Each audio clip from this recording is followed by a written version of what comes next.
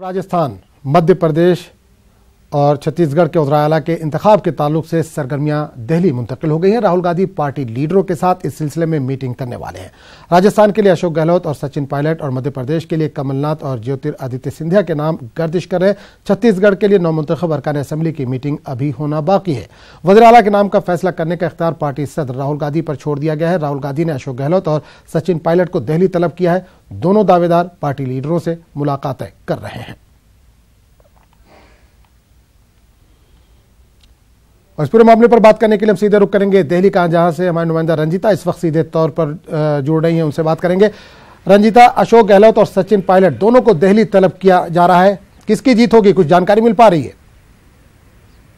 जी बिल्कुल, देखिए इन तीन राज्यों में कांग्रेस ने सरकार जरूर बना ली है, लेकिन सीएम बनाने को लेकर जो पेच है वो लगातार फंसता जा रहा है। हम अगर अलग अलग राज्यों की जानकारी अलग अलग तरीके से लें तो मध्य प्रदेश में तकरीबन जो कमलनाथ है उनको लेकर सहमति बना दी गई है। संभवतः ऐलान भी हो सकता है, लेकिन इससे पहले जो पर्यवेक्षक भेजे गए थे मध्य प्रदेश, वो आ रहे हैं। ए के एंटनी कुछ देर बाद राहुल गांधी से मुलाकात करेंगे और जो रिपोर्ट है विधायक दल की बैठक की वो उनको सौंपेंगे। इसके बाद हम छत्तीसगढ़ का रुख करते हैं। छत्तीसगढ़ में जो चार दावेदार हैं, जो बड़े नेता छत्तीसगढ़ में कांग्रेस के हैं, वो सभी दावेदार हैं। और वहां भी जो पर्यवेक्षक भेजे गए मल्लिकार्जुन खड़गे, कांग्रेस के वरिष्ठ नेता हैं, वो भी हो सकता है दोपहर तक दिल्ली पहुंचेंगे और उसके बाद राहुल गांधी से मुलाकात कर वहां के जो विधायक दल की बैठक हुई है उसकी रिपोर्ट सौंपेंगे। जो सबसे ज्यादा मामला कहीं फंसा हुआ है तो वो राजस्थान का है। राजस्थान में विधायक दल की बैठक हुई और बैठक के बाद जो वहां का नजारा देखने को मिला, जयपुर में अशोक गहलोत और सचिन पायलट दोनों के समर्थक आपस में भिड़ते नजर आए। भले ही नारेबाजी के ही तहत राहुल गांधी का भी नाम लिया जा रहा था, लेकिन बार बार ये कहा जा रहा था कि सचिन पायलट को सीएम बना जाए। वहीं अशोक गहलोत के जो खेमे के लोग थे वो भी लगातार उनके समर्थन में नारेबाजी कर रहे थे। जो पर्यवेक्षक हैं वो चुनाव मतगणना के दिन ही पहुंच चुके थे, केसी वेणुगोपाल, और बताया जा रहा था कि जो उस समय जो खबर निकल कर आ रही थी वो ये कि केसी वेणुगोपाल लगातार सचिन पायलट को अशोक गहलोत के नाम पर सहमति करने के लिए लगातार मनाने की कोशिश कर रहे हैं। मान मनोबल जब नहीं हो पाया, विधायक दल की बैठक हो गई और उसके बाद जो दोनों नेता हैं, कल रात तक जो खबर आ रही थी कि पर्यवेक्षक और जो प्रभारी है अविनाश पांडे, ये दोनों आज सुबह दिल्ली पहुंचेंगे, लेकिन आनन फानन में कल रात को देर रात वो दिल्ली पहुंचे और आज सुबह राहुल गांधी से मुलाकात करेंगे। जो चारों सचिव है राजस्थान के, अभी के जो अपडेट है मैं वो आपको बता दूं, चार जो सचिव हैं राजस्थान के वो राहुल गांधी से मिलने पहुंच चुके हैं। इसके अलावा अविनाश पांडे और केसी वेणुगोपाल कभी भी राहुल गांधी के आवास पर पहुंच सकते हैं और उसके बाद जो राजस्थान को लेकर फैसला होना है वो तय होगा। जो हम कह सकते हैं अंतिम फैसला राहुल गांधी के पाले में है, क्योंकि विधायक दल की बैठक में ये जो प्रस्ताव है वो पास हुआ था कि राहुल गांधी फैसला लेंगे कि राजस्थान का सीएम कौन होगा। राजस्थान की बात हुई, मध्य प्रदेश के लिए कल से खबरें आ रही है कि कमलनाथ पर मोहर लग गई है, फाइनल कर दिया गया है इनको। क्या इस पर भी कुछ पेच फंसता हुआ दिख रहा है अभी? देखिए, कांग्रेस में अमूमन ये परंपरा रही है कि पहले सीएम फेस नहीं अनाउंस करती है कांग्रेस, जो कि इन तीनों राज्यों में कांग्रेस ने इस बार किया है।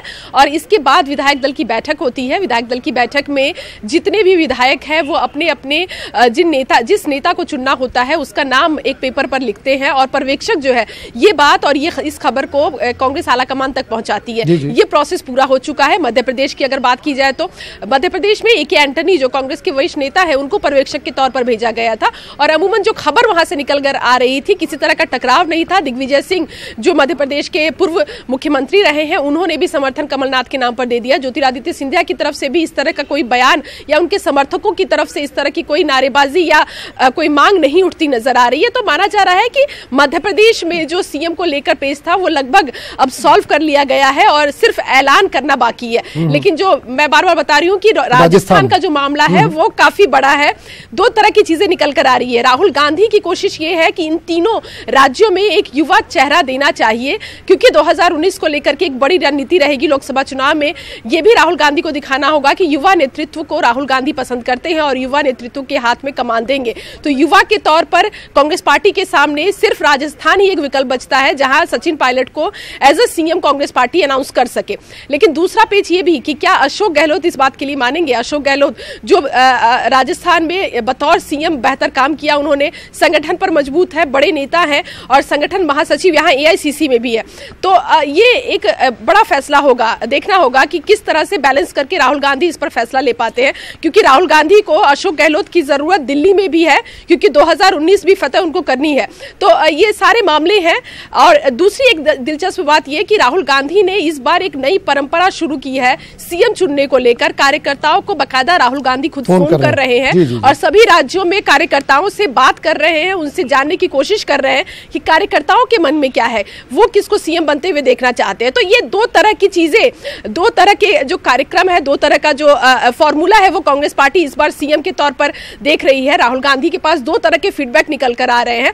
अब अंतिम फैसला आलाकमान को करना है कि इन तीन राज्यों में कौन चेहरा होगा। बिल्कुल बिल्कुल रंजीता, आखिरी फैसला राहुल गांधी को करना है। जाहिर सी बात है राजस्थान में फिलहाल पेच फंसा हुआ है। इस तमाम जानकारी के लिए रंजीता बहुत बहुत शुक्रिया। आगे बढ़ेंगे। एमपी सरकार बदलते ही कंप्यूटर बाबा ने कहा कि जिन लोगों ने राम और हनुमान को अलग करने की कोशिश की थी उन्हें खुली शिकस्त हुई है। कांग्रेस साधु संतों का एहतराम करती है, इसलिए हम सभी साधु संत कांग्रेस के साथ हैं। इंदौर में हमारे नुमाइंदे अरुण त्रिवेदी ने कंप्यूटर बाबा से बात की।